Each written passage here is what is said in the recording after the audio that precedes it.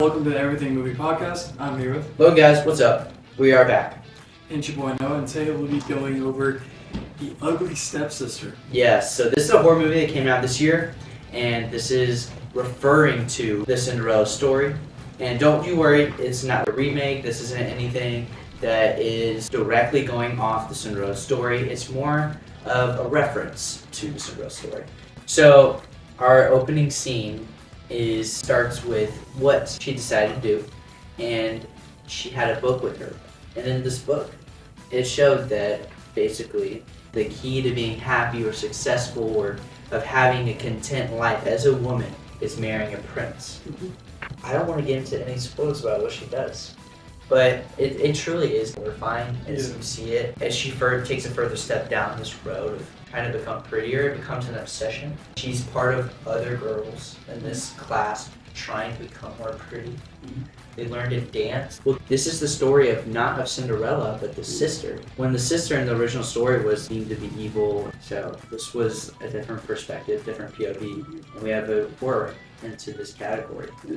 I think it really jumps out to you. I think it's very fascinating in a way because it gives you the grasp of really more like a realistic side instead of like a fairy tale type of story. There isn't any superficial stuff in it, like devils, but it is a evil movie, to be honest with you, and it's human evil. So a lot of it was, if it's hard for you to watch bloody movies or movies where people are getting tortured a lot and it's super graphic, this movie does have a decent amount of that.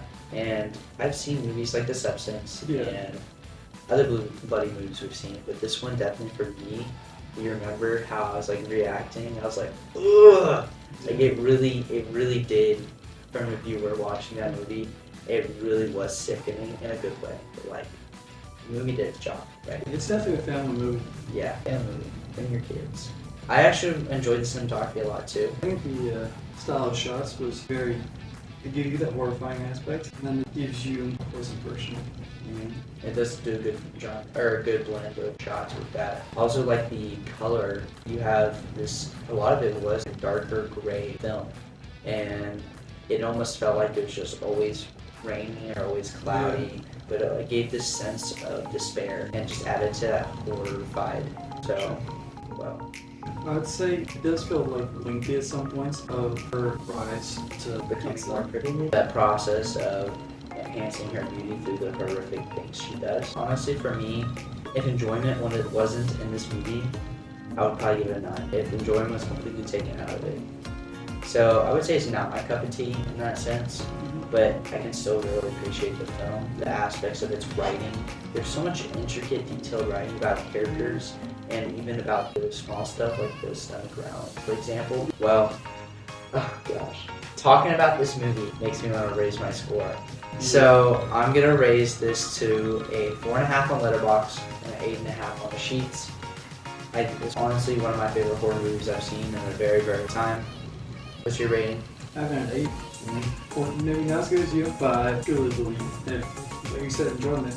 If I enjoyed this more, maybe not as lengthy, I would probably give this. Yeah, so we're on the same page here. Like, enjoyment's the only thing that's keeping it out for us, but it's still nonetheless. So, and it's really hard for a horror movie to get this high up in our ranks. So I think this is a huge accomplishment. This was the director's first movie, right? So we're pretty excited for what's more to come from them.